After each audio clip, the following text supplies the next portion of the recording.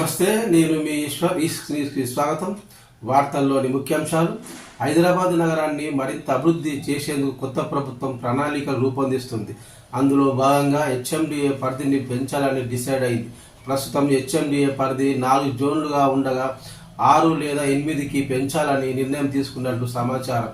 ప్రస్తుతం హెచ్ఎండిఏ పరిధి 7 జిల్లాల్లో 7,228 చదరపు కిలోమీటర్ల వరకు ఉండగా దీన్ని రీజనల్ రింగ్ రోడ్ వరకు విస్తరించనున్నారు.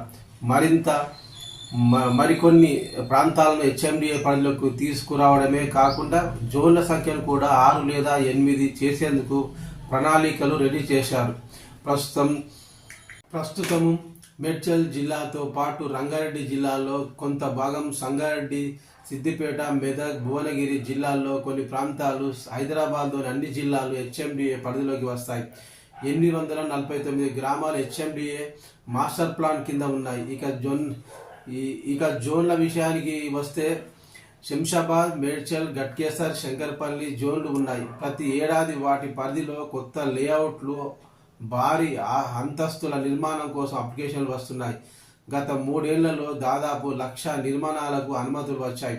ప్రస్తుతం కొత్త ప్రభుత్వం వచ్చిన తర్వాత స్థిరాస్తి రంగాన్ని మరింత బలోపేతం చేసే యోచనలో ఉంది. 4 జోన్ల నుంచి ఎక్కువ అప్లికేషన్స్ వస్తుండడంతో ఈ జోన్లలో 20 నుంచి 25 మంది